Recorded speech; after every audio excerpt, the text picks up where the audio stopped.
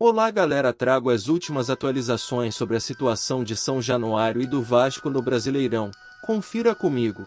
Se gostarem, deixe o like e se inscreva no canal para me ajudar a trazer mais vídeos. Desembargador atribui ao Vasco atraso em perícia em caso de São Januário. Em acórdão publicado na tarde de sexta, magistrada Renata Cota questiona medidas de segurança para o funcionamento do estádio do Vasco e cita confusão após clássico com o Flamengo no Maracanã. Em julgamento na tarde da última quarta-feira, o Tribunal de Justiça do Rio de Janeiro, TJRJ, manteve a proibição de público em São Januário. Por 2 votos a 1, o estádio segue com portões fechados, com a permissão de funcionar para receber jogos sem torcida. O Vasco vai recorrer da decisão no Superior Tribunal de Justiça, STJ, em Brasília.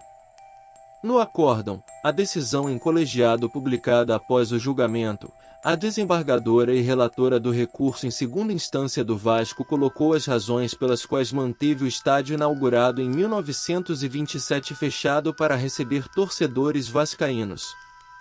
Citou até mesmo o caso anterior ao jogo contra o Goiás de 22 de junho, quando se referiu ao vandalismo praticado por alguns torcedores, termo colocado entre aspas pela própria relatora do voto, após o clássico contra o Flamengo no Maracanã, com vitória rubro-negra por 4-1.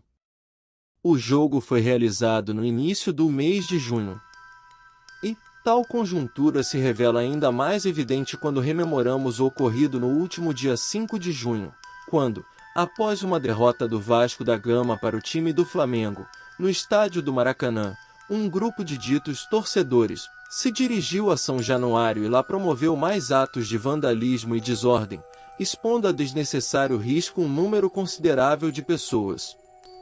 Logo, a conclusão a que se chega, ao menos enquanto não realizada a perícia técnica determinada pelo juízo originário, é que as medidas de segurança implementadas pelo clube agravante não têm logrado o mínimo êxito em evitar o acontecimento de cenas de confusão generalizada e depredação de patrimônios, dentro e fora do estádio de São Januário, por parte daqueles que frequentam o estabelecimento esportivo e se intitulam como torcedores, diz um trecho do voto da relatora.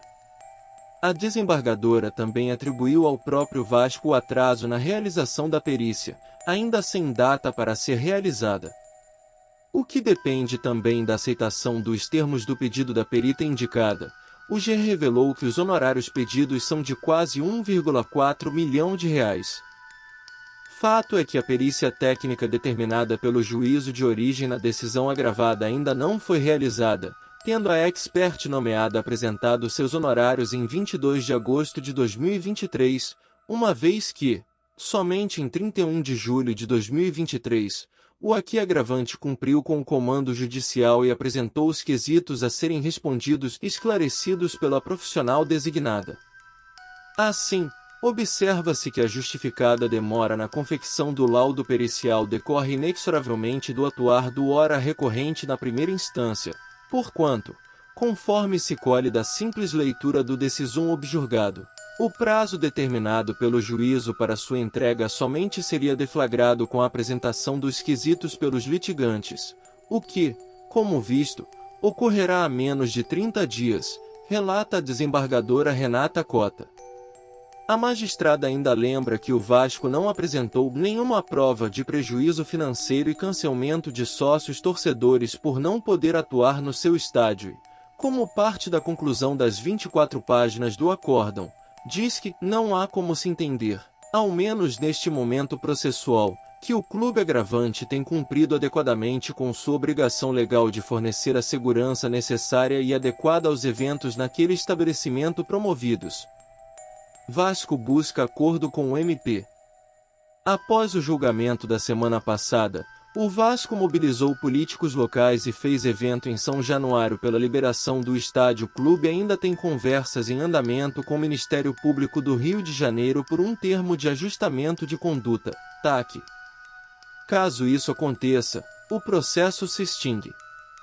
Nós vamos continuar lutando. O Vasco, a torcida do Vasco e a barreira do Vasco não podem mais ser prejudicados.